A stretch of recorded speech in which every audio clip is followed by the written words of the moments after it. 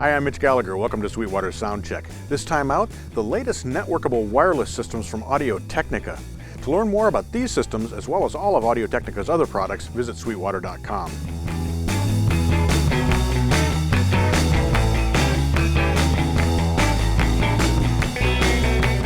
Today we're checking out the 3210N from Audio-Technica, their latest networkable wireless system. Now, networkable wireless systems offer a number of advantages. The wireless environment has become very volatile. TV stations are changing frequencies, particularly if you're touring. You always have to adjust what's happening with your wireless to make sure it's operating at its optimal performance. If you have multiple wireless systems you're trying to control, having them networked makes it very easy to do that. Let's take a look at how easy it is to set up a networked wireless system using the 3000 series from Audio-Technica and the Wireless Manager app.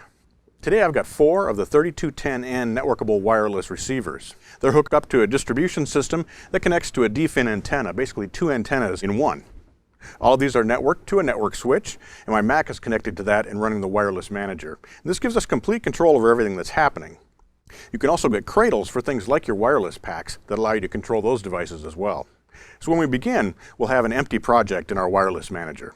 We'll want to add our wireless receivers to that. We go to Window, Unsync Devices, and our receivers show up immediately. You can identify which receiver you're working with by clicking in the app. Once you've identified your receivers, simply click and drag them into your project.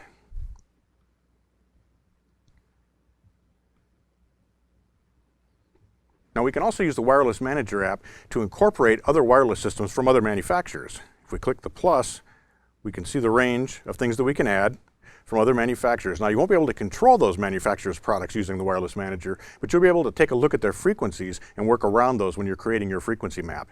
Once our receivers are in the project, we can start looking at the frequency coordination. Now, a big thing here is that we need to work around the TV channels. We want to make sure there's a solid hole there for our wireless receivers to operate in, where we're not going to have interference and noise from any other sources.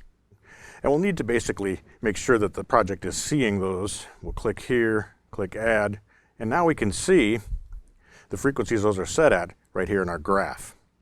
Now, the first thing we'll want to do is analyze where the TV channels are operating. We do that by hitting TV channel setting. We can choose our area, which is North America, country is the US. In this case, our state is Indiana, and our city is Fort Wayne. We can apply, and now we can zoom in, scroll over, and see what's happening with our TV channels. So you can see the bands where the TV stations are operating. Now, we can also set up exclusions and inclusions. An exclusion might be a permanent wireless that's either in the same building with you, it might be some other setup that's near to you that could cause interference, and you can exclude that from your frequency map. Similarly, you can set up inclusions for frequencies that you want to operate at. Once we have our TV channels, exclusions, and inclusions taken care of, we can now do an RF scan to find the available frequencies. Click RF scan. And now we need to select our receivers.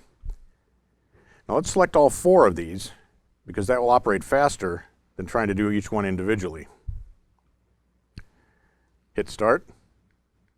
The Wireless Manager actually uses the receivers themselves to do this scan, so the more receivers you have connected, the faster it is. But it's very quick with 4 of them, as we have here. So once our scan is complete, we click OK, and then we can apply that, close our window, and now we can see those frequencies here in our frequency coordination graph. Let's scroll over again.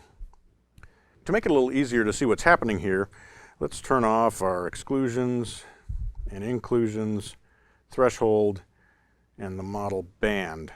So now what we're seeing here are our TV channels, as well as the frequency scan that we did. So we can see these high points.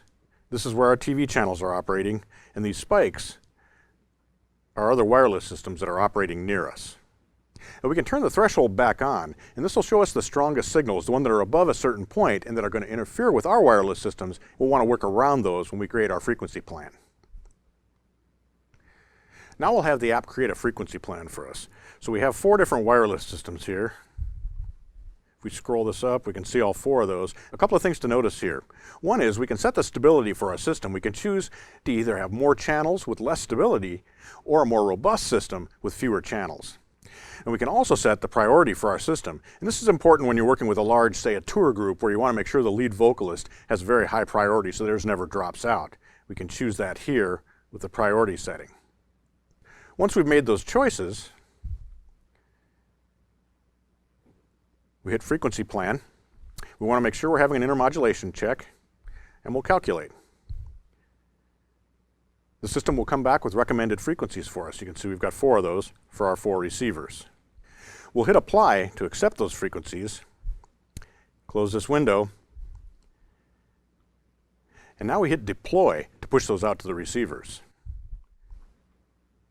Once we have our frequencies deployed to our receivers, now we can monitor what's happening with our wireless systems by just hitting the Monitor tab. You can see our 4 receivers here. I guess I'm a member of the Beatles now, George, Paul, Ringo, and Mitch. We see battery life on my transmitter and so on. And we can control things here. You can also see a log of what's been happening, so you can see when things have been muted, when you've changed receivers and transmitters and so on. As you can see, the Wireless Manager app is very easy to use. You just walk through the different selections and the different tabs and you're basically ready to go. And it gives you a great readout of what's happening with your system once you have everything set up. I hope you've enjoyed this look at the 3000 series networkable wireless receivers from Audio-Technica. It's a very simple system to operate, but of course it performs at the high level we've come to expect from Audio-Technica and their wireless systems. Thanks for joining me for Sweetwater Soundcheck. I'm Mitch Gallagher.